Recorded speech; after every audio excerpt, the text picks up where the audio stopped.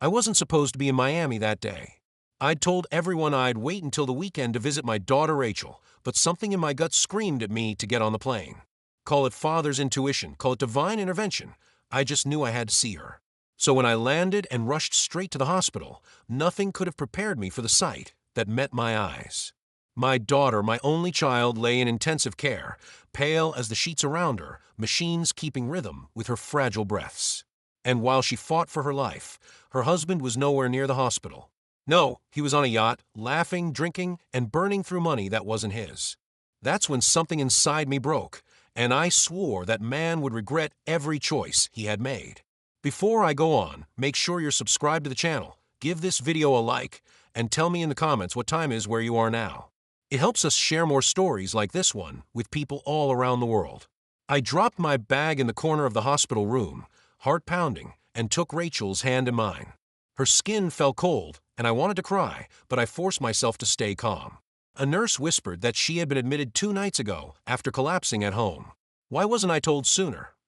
I demanded, but the nurse just shook her head. Her husband said he had everything under control.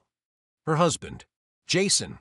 I had never trusted him, not since the first day he shook my hand with that salesman smile, the kind that promises the world but delivers nothing but lies.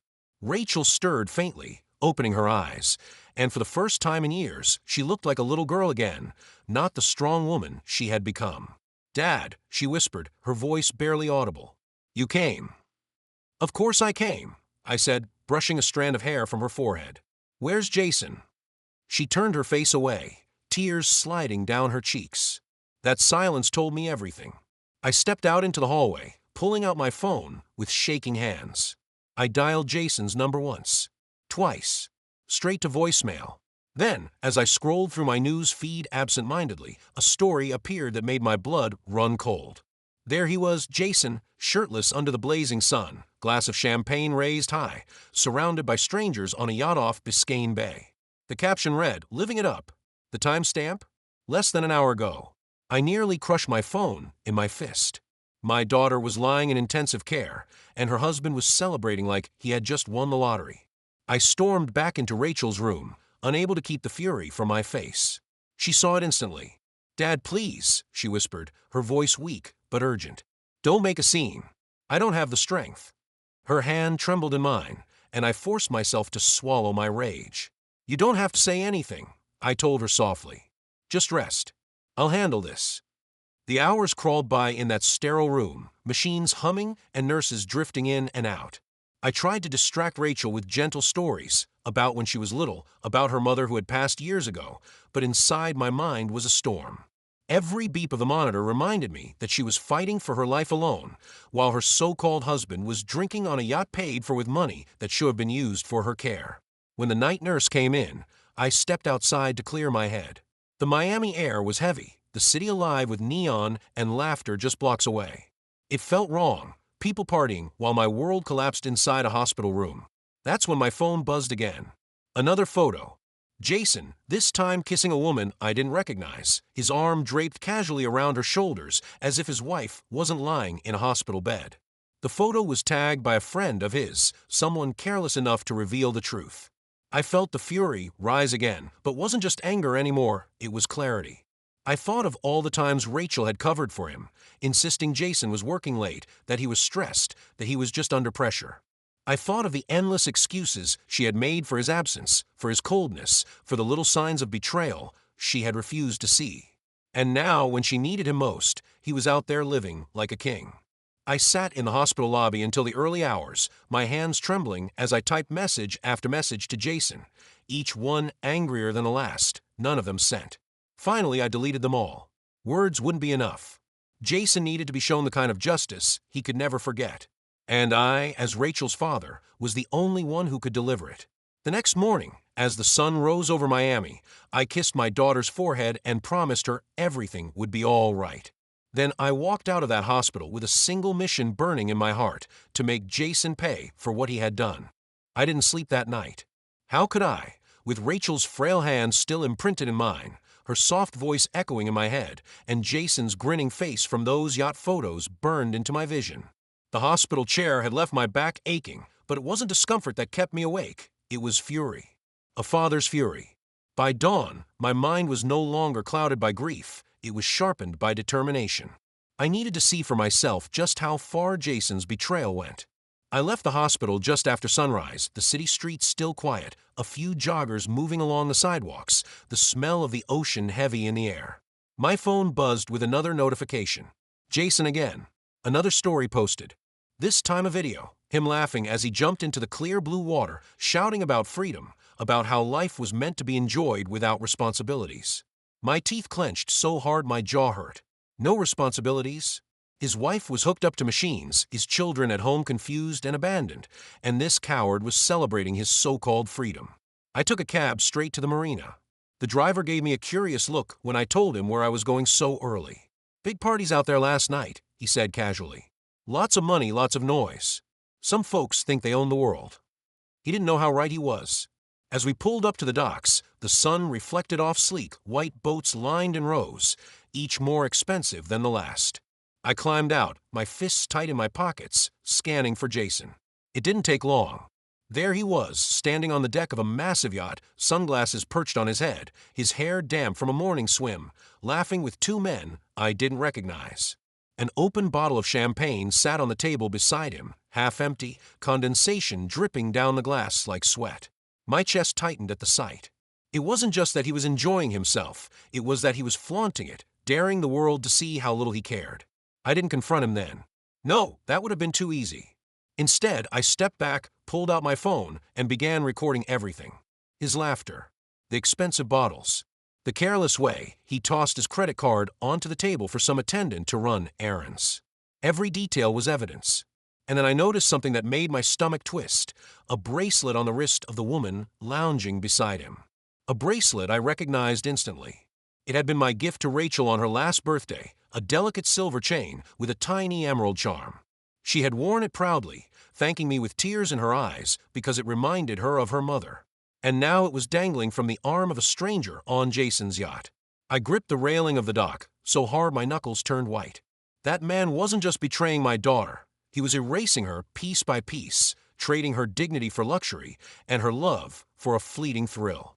I turned away before I lost control and did something that would have landed me in handcuffs. There were better ways to destroy a man like Jason, ways that didn't involve fists or shouting. I headed straight to the bank. It was time to check something I had long suspected but never wanted to admit. A year ago, Jason had come to me, claiming financial trouble, saying he wanted to keep Rachel stress-free during her treatments. He'd asked me for access to a backup account I had set aside for emergencies. He had promised he'd only use it for bills, for the children's needs, for Rachel's care. At the time, I'd almost admired him, thinking perhaps I had been too hard on him, too critical. I'd agreed. Foolishly, the banker pulled up the records for me with a sympathetic smile, unaware of the storm inside me. Transaction after transaction filled the screen. Thousands spent on luxury hotels, designer stores, five-star restaurants, and the largest withdrawals, yacht rentals, week after week. My hands shook as I scrolled further.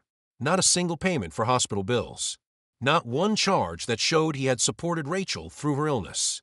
Every dollar had gone to fuel his selfish lifestyle. I asked the banker to print every record. Page after page slid out of the printer, each one proof of his betrayal. I gathered them carefully, stacking them like weapons. Evidence. Ammunition. Jason had thought he was clever, hiding behind a charming smile and smooth words, but now I had the truth in black and white. By the time I returned to the hospital, my anger had transformed into icy resolve. Rachel was awake, sitting propped against her pillows, pale but alert. She gave me a weak smile. "You look tired, Dad." I forced a smile back. "I've been busy," I said, settling into the chair beside her. "How are you feeling?" She hesitated, glancing toward the door as if expecting someone. Then she sighed. "I feel abandoned. Jason hasn't been here in days. He says he can't handle hospitals." The lice stuck in my throat. I wanted to tell her everything right then. That her husband wasn't just absent, he was celebrating her suffering on a yacht with another woman, spending the money meant for her care. But I looked into her eyes, saw the fragility there, and stopped myself. She didn't need the full weight of his betrayal crushing her while she was fighting for her life. "Not yet. You're not abandoned," I said softly. "I'm here. I'll always be here." She closed her eyes, relief washing over her features, and I realized in that moment that my mission wasn't just about revenge. It was about giving Rachel peace. If Jason thought he could humiliate her, he was wrong. If he thought he could squander my money while my daughter wasted away, he was wrong. And if he thought he could walk away from this without consequences, well, he was about to learn what it meant to face a father who would do anything for his child. I sat beside her bed, holding her hand until she drifted back to sleep. Then I opened my folder of documents, the yacht photos on my phone, the evidence of every betrayal. Slowly, carefully, I began a plan. Jason wanted to live like a king? I would strip him down to nothing. He thought he had freedom. I would show him what it felt like to lose everything. And as I looked at my daughter, pale and fragile but still breathing, I swore silently that she would never suffer alone again. That night, as the lights of Miami glittered beyond the hospital windows, I sat by Rachel's bedside with the folder of bank statements spread across my lap. Every page was a confession Jason didn't know he had written. Every line of numbers was another nail in the coffin of the lies he had fed my daughter for years. Yet, as I studied them, fury didn't consume me the way it had before. Instead, something colder settled in my chest: calculation. I had spent 40 years as an engineer, solving problems one formula at a time. Now Jason was my equation, and I was going to balance it with precision. Rachel stirred, opening her eyes, and whispered, "Dad, do you remember when Mom was sick? How you sat with her every night, holding her hand until she fell asleep?" My throat tightened. "Of course I remember. I used to tell Jason about that," she said faintly. "I thought it might inspire him to be here more. But he said men like you don't exist anymore." She gave me a small, sad smile before drifting back to sleep. "Men like me don't exist anymore." I stared at her fragile form and silently promised her she was wrong. At dawn, I left the hospital and drove back to the marina. The yachts shimmered in the golden morning light, their chrome rails catching the sun like blades. I spotted Jason almost instantly. He was slouched on the deck, sunglasses covering bloodshot eyes, a bottle of whiskey at his feet, and a woman in a sequined dress passed out beside him. He looked like the king of nothing, surrounded by the ashes of his shallow kingdom. I stepped behind a row of cars in the parking lot and began photographing everything.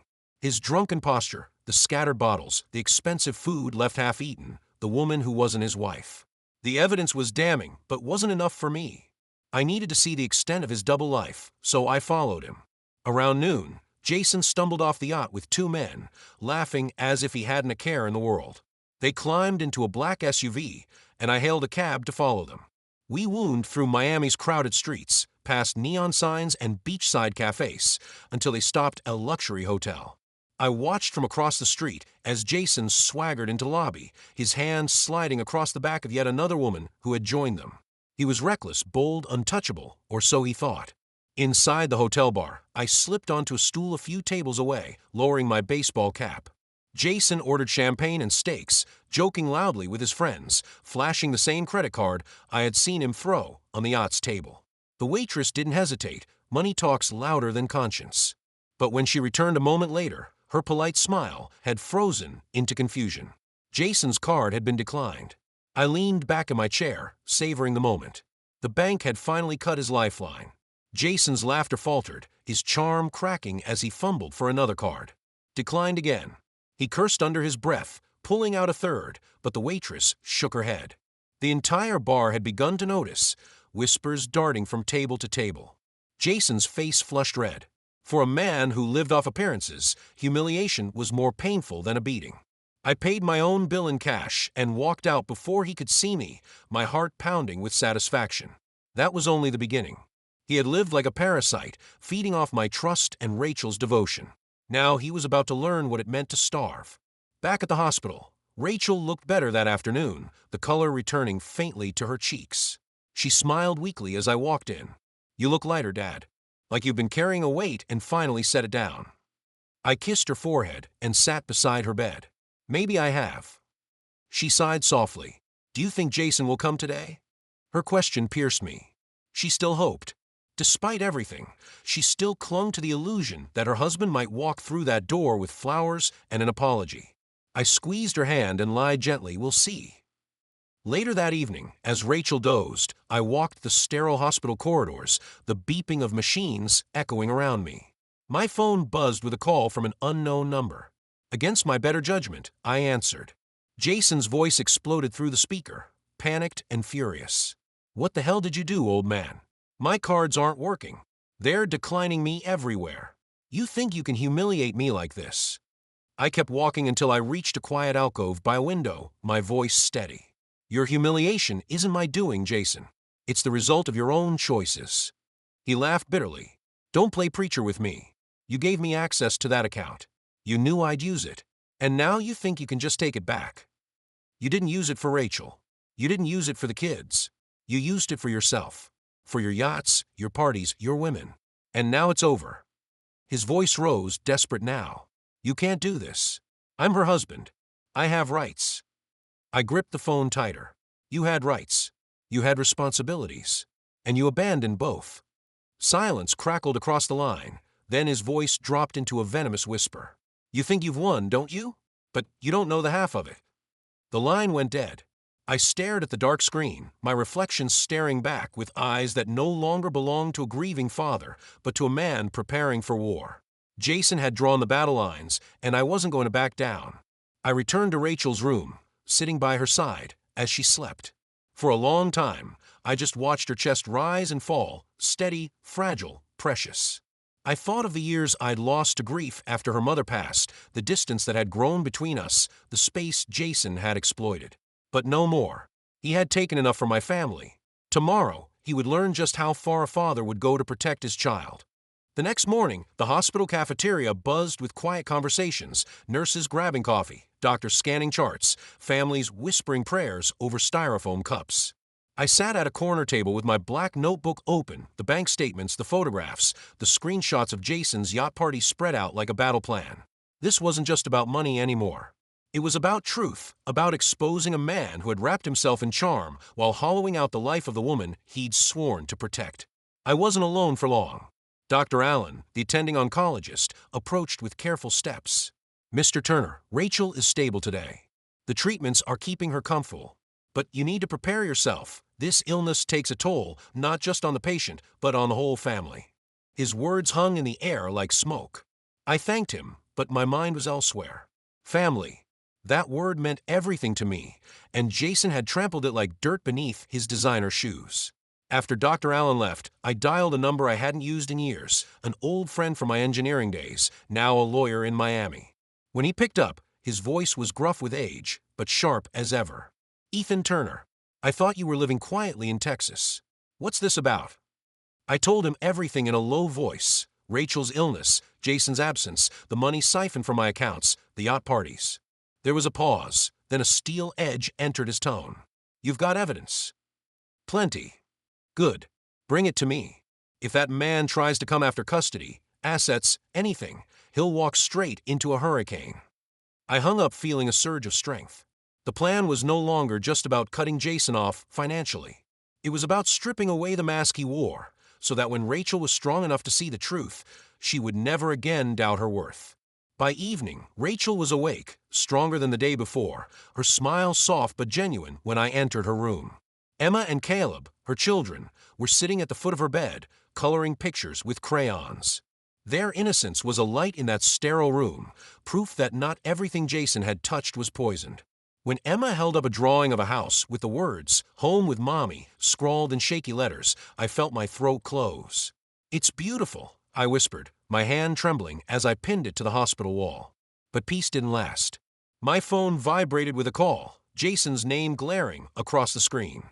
Rachel glanced at it, her eyes flickering with a mixture of hope and fear. I stepped out into the hallway before answering. "You've ruined me," Jason hissed. "Do you understand what you've done? The yacht company is threatening charges, my so-called friends won't return my calls, and the hotel threw me out this morning like a dog. You think you can cut me off and get away with it?" My voice was calm, steady, every word deliberate. "I didn't ruin you, Jason. You ruined yourself. You left your wife to die alone, and you squandered every dollar meant to help her. All I did was hold up a mirror." There was a pause, then he tried a different tactic, his voice oily and false. "Ethan, listen. I was under stress. I made mistakes. But I can change. I'll come back to the hospital. I'll be there for Rachel. Just restore my accounts, and we can forget all this." I nearly laughed, but it came out like a growl. "Forget all this. You were sipping champagne while she begged for strength to survive another hour. You were laughing on a yacht while Emma and Caleb cried themselves to sleep without their father. You don't get forgiveness. You don't get second chances. You get consequences. His composure cracked. If you don't help me, I'll take the kids. I'll drag this through court. I cut him off, my tone razor sharp. Try it. I have every receipt, every photograph, every video of you betraying them. You walk into a courtroom, and you'll walk out with nothing but the clothes on your back. I promise you that. Silence. Only his ragged breathing filled the line. Then, softly, I said, "You've made your choice, Jason. Now live with it." I ended the call and blocked his number for good. When I returned to Rachel's room, she was awake, watching me with wide eyes. "Was that him?" she whispered. I sat beside her and took her hand. "Yes, and you don't need to worry about him anymore." Her eyes filled with tears, but this time they weren't from fear. They were from relief. "Thank you, Dad," she whispered. The next days blurred into a rhythm of treatment and recovery, of laughter with Emma and Caleb, of small steps forward that felt like victories. And Jason, he vanished from our lives as quickly as he had squandered everything. I didn't waste another thought on where he went. My focus was Rachel, my daughter, my family. 1 year later, the world was different. Sunshine streamed into Rachel's new house in Austin, where the kids played in the backyard and laughter filled the air instead of silence. She had grown stronger, her hair thick again, her smile brighter than ever. I sat on the porch, watching Emma chase Caleb across the lawn, and Rachel leaned against the doorframe, holding a glass of iced tea. "We made it," she said softly. "We really made it." I nodded, my chest full of pride. "You did more than make it, sweetheart. You proved what real strength looks like." She came over, hugging me tight, and whispered, "I couldn't have done it without you." As the sun set and painted the Texas sky with golden fire, I realized something Jason never had. Money fades, charm fades, but family endures. And no man could ever take that from us again. If you like this story, don't forget to hit the like button, subscribe to the channel, and share your thoughts in the comments. Tell me where you're watching from. I'd love to hear your story too.